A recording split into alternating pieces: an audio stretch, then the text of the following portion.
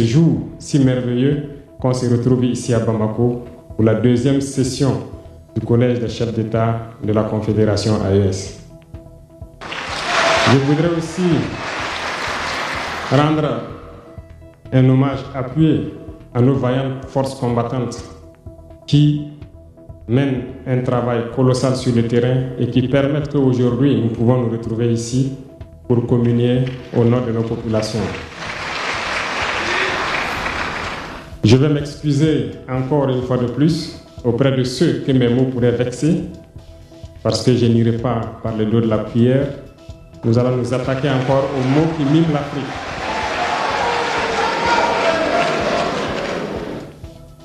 Vous avez certainement tous déjà entendu parler du printemps arabe.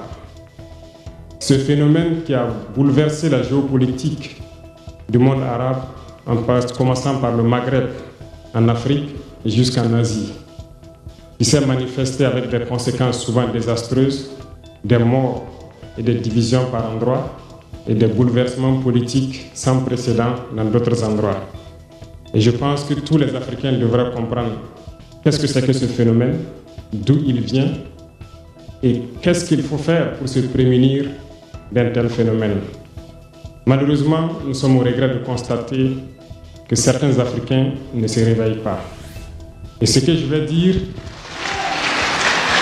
n'est que ma pensée à moi, mon analyse, c'est qu'il y a quelque chose qui vient sur l'Afrique de l'Ouest, que j'ai appelé l'hiver noir.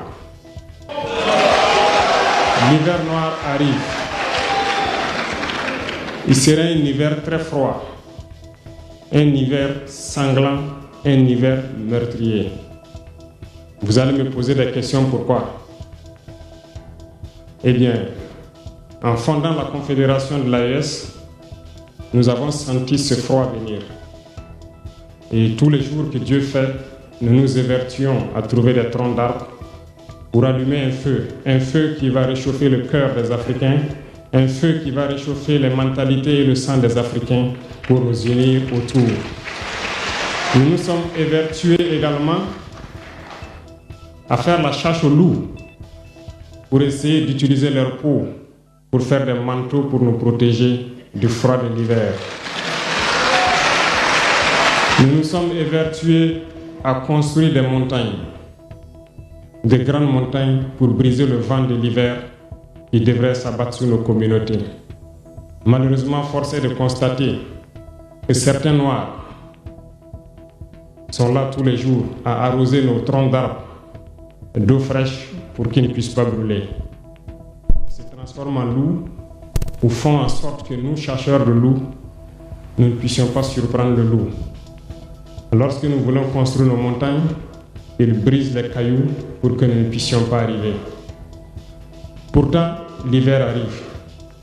Et quand l'hiver viendra, devrions-nous permettre à ceux-là qui combattent de venir se protéger avec nos manteaux qu'on a confectionnés, avec les montagnes qu'on a construites pour nous protéger des vents, ou encore se réchauffer avec nous autour du feu.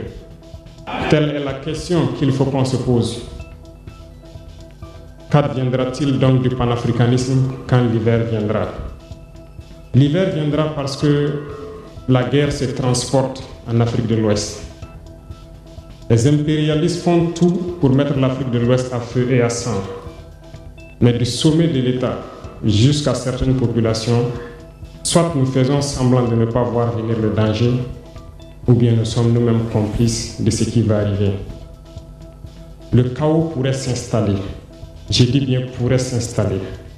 Beaucoup de gens pourraient mourir. Nous allons nous entretuer de manière tellement atroce que pendant ce temps, ils seraient là à piller nos richesses, à imposer leur volonté. Et ceux qui vont survivre de cette tragédie n'auront que deux choix. Soit s'unir pour toujours contre l'impérialisme ou se résumer à être des esclaves jusqu'à disparaître. Il faut donc se prémunir de l'hiver noir qui vient. Nous ne pouvons pas comprendre que les Noirs en Afrique de l'Ouest ici prie Dieu que les terroristes tuent des populations noires. Nous ne pouvons pas comprendre que des chefs d'État lâches se cachent derrière des médias, soi-disant médias, pour décourager, insulter, activer la haine entre les populations. Ces individus qui sont sur leur plateau, qui tous les jours du matin au soir crachent leur venin toxique pour attiser la haine entre les communautés, ils sont généralement très vilains. Avec leur gueule de musaraigne, ils ne savent que faire cela.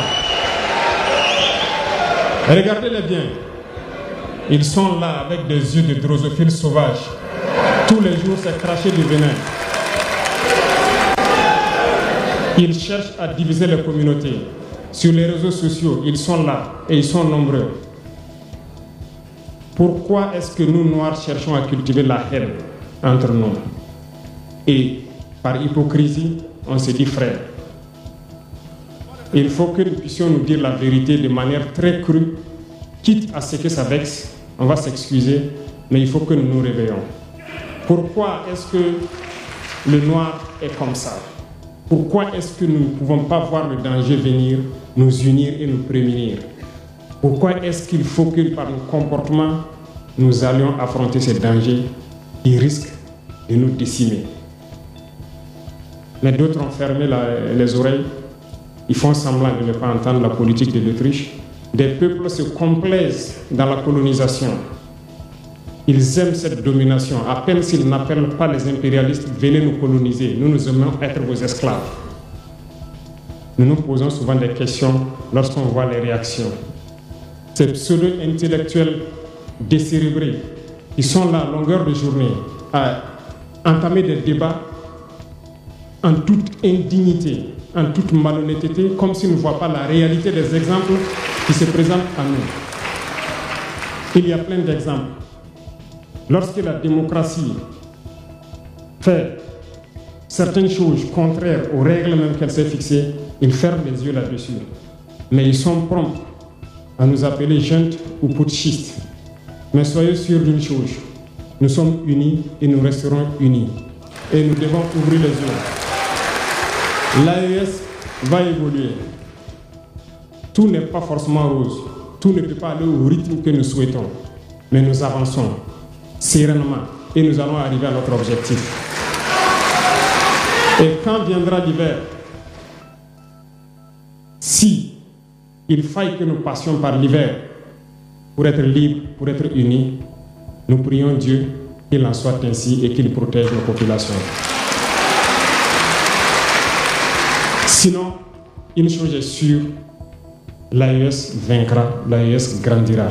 Restez sereins parce que nous avons confiance en nos populations. Nous avons confiance en vous, que vous compreniez qu'aucune manipulation ne peut aujourd'hui nous diviser entre nous. Aucune manipulation ne peut nous amener à haïr d'autres personnes.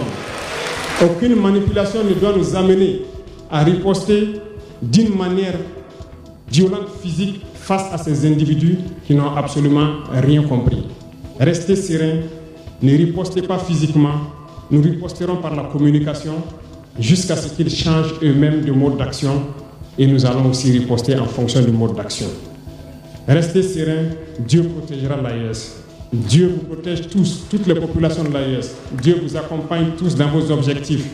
Et Dieu, qui est si juste, se bat pour ceux qui se battent. Nous nous battons. Nous sommes une population résiliente, la plus résiliente de la sous-région. Personne n'aurait cru que vous pouvez supporter ce que vous êtes en train de vivre. Nous allons vaincre le terrorisme, nous allons nous développer et nous allons nous affirmer.